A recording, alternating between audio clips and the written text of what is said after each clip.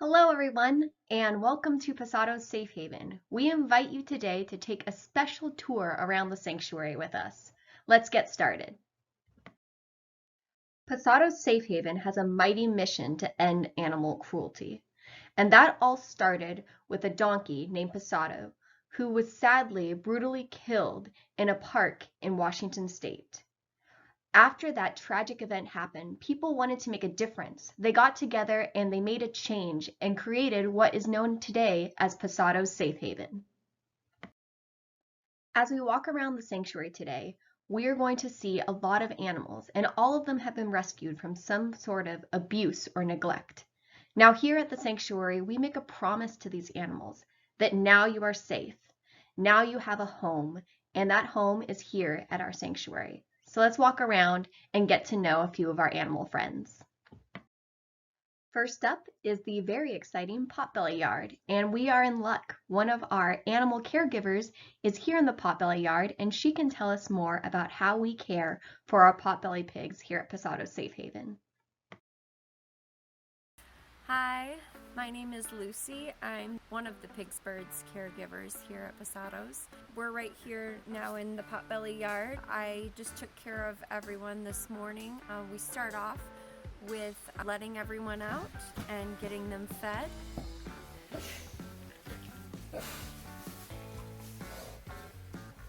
After that, we clean their stalls. And during the day, we do enrichment throughout the day. We check in on them, and then we do big projects like changing out their hay, things like that as needed.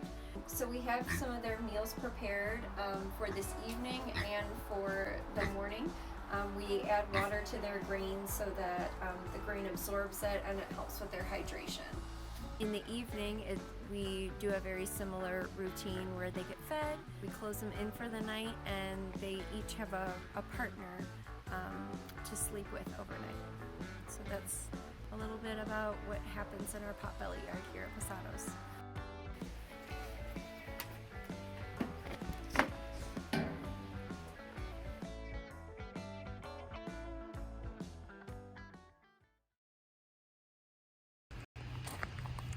Did you know that just like dogs, pigs love belly rubs? Check out Violet here getting a nice belly rub while we visit her at the sanctuary.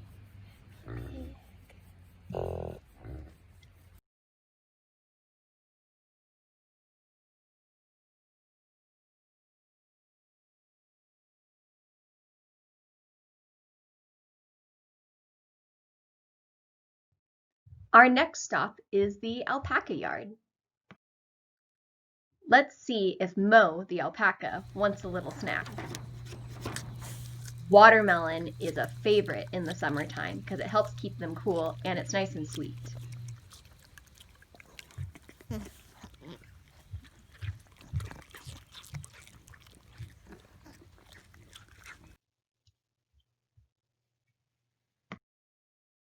So do you know the difference between a llama and an alpaca? Maybe these two side-by-side pictures will help. So Larry is the brown alpaca and Cusco is the white llama. So when you look at them, you might see that Cusco has longer ears and a longer nose. He also is much bigger than Larry is. Another difference between llamas and alpacas is the feel of their wool or the hair that they grow. It feels a little bit different. It's a different texture. Also, another big difference between llamas and alpacas is Larry, the alpaca, is going to be much more shy than Cusco, the llama. In fact, llamas are known as herd protectors, so they will be very protective of a herd or a family. Now that we know a bit more about llamas, let's see if Cusco wants a snack too.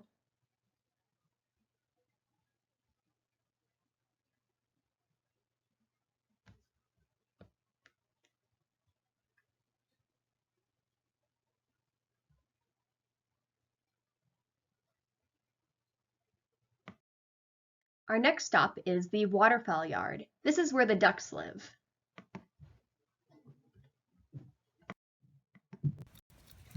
The ducks here are doing what's called preening. That is the way that they clean out their feathers.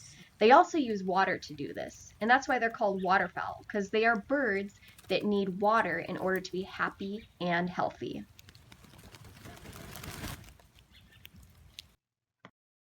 Now let's go visit the dogs. And guess what? We're in luck again. We have a dog caregiver here to tell us a bit about how Pasado's Safe Haven cares for the dogs.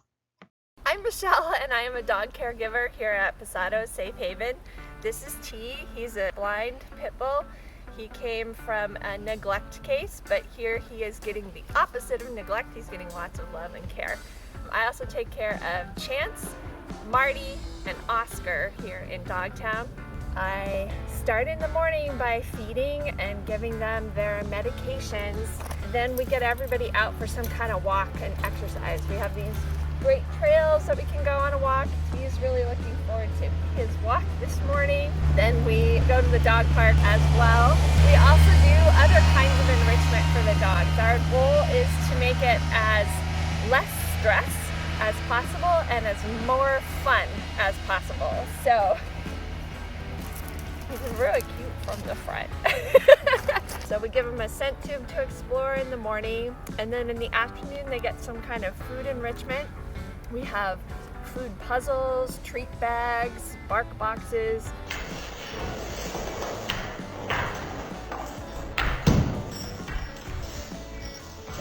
So T is a senior, he's 15 years old, and he gets a little shaky in his back end. He's got some spine issues now.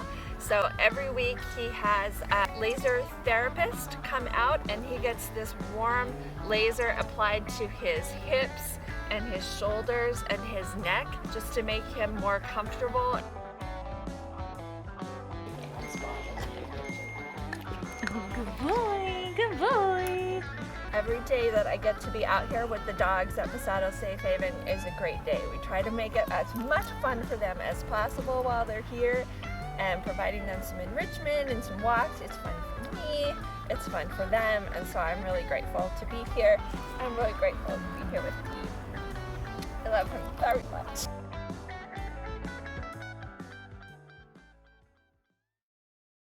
Now that we've had a chance to meet some of the dogs, let's go meet some chickens. It looks like Kiwi wants to be the first chicken to greet us here today. Hi, Kiwi. She's very curious.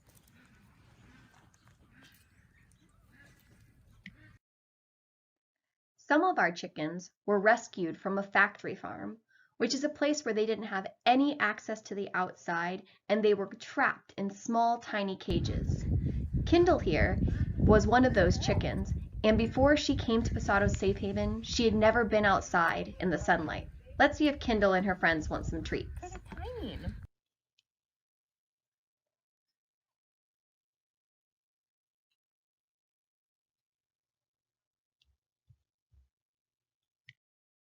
Our next stop is the goat yard, and we better hurry because they're really excited to meet you. This is Sophia.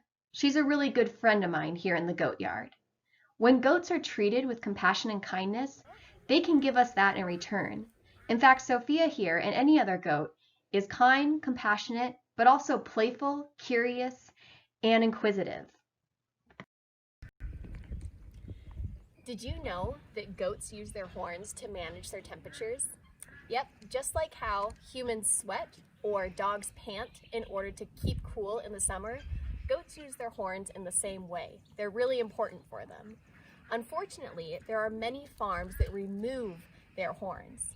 Here at Pasado Safe Haven, we make a promise to our goats to never take their horns away because we know that they need them and they're an important part of their bodies. I hope you're still having fun. Let's go meet the donkeys. Did you know that donkeys are very intelligent animals? This is Jacques and Olay, and they were given this toy that was supposed to be a difficult puzzle to figure out. But using teamwork, they figured out that they could work together and make the toy seem really simple. Are there any cat lovers out there? Let's go into Kitty City and meet some of our rescued cats. When we go in there, we have to make sure to be extra quiet so that we don't startle them. Many of these cats have been rescued from terrible situations, like hoarding, where they weren't getting all of their needs met and they had very little human contact and interaction. So they're still learning how to trust humans. Here's a cat who's a little less shy, and it looks like it's playtime too.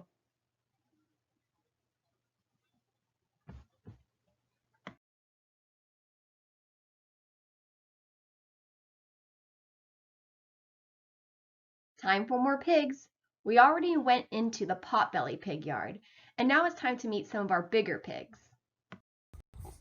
Remember how pigs love belly rubs just like dogs? This is Sweet Pea, and she loves getting attention from people. She will basically flop over for a belly rub for basically anybody that she meets the second you walk into the door.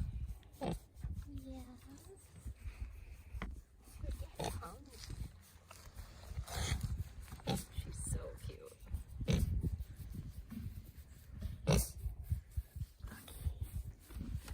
What else was I gonna say about? Did you know that pigs actually use mud and water to keep themselves cool in the summer? It's not because they like being messy and dirty. The mud actually works as a natural sunscreen to protect them from getting sunburned.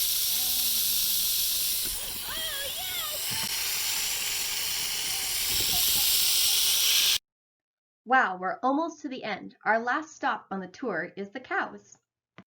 Hi, I'm Morgan. I'm one of the ruminant caregivers here at Pasado Safe Haven. Today I'm here with Tonka, June, and then Journey and Peaches are over there.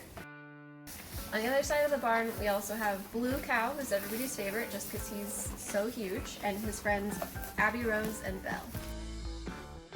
So here in the morning, we come in and we feed them breakfast. We have to get their hay from our hay shed down the way, and then we bring it up here and put it in their troughs for them. So these guys are eating hay, which is currently a 50-50 mix between orchard hay and alfalfa hay, just to give them that little bit of extra protein.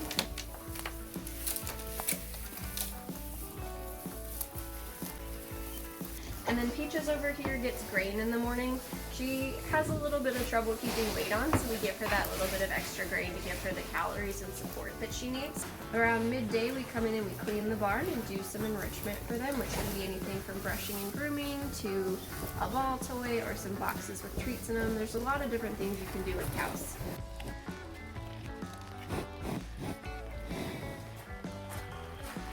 So here we have a cow brush. So when the cows come up to this, they can just apply a little bit of pressure and it turns on, and it'll spin for about 30 seconds. And if they've stopped applying pressure, it'll turn off. If they do keep applying pressure, it will keep going for them. So it's a really great automatic tool for them to use whatever they want. And then at night, we come back up and feed them some more hay just so that they have all the food they could ever look for. It's really fun to come in and get to play with these guys every day.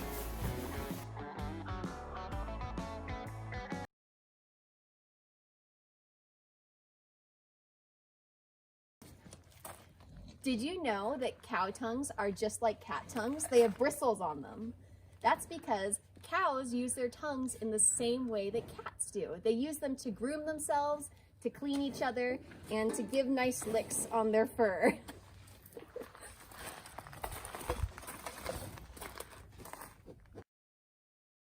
Now that we've gone around the sanctuary and met a lot of our rescued animals, I want to know, how can you help animals?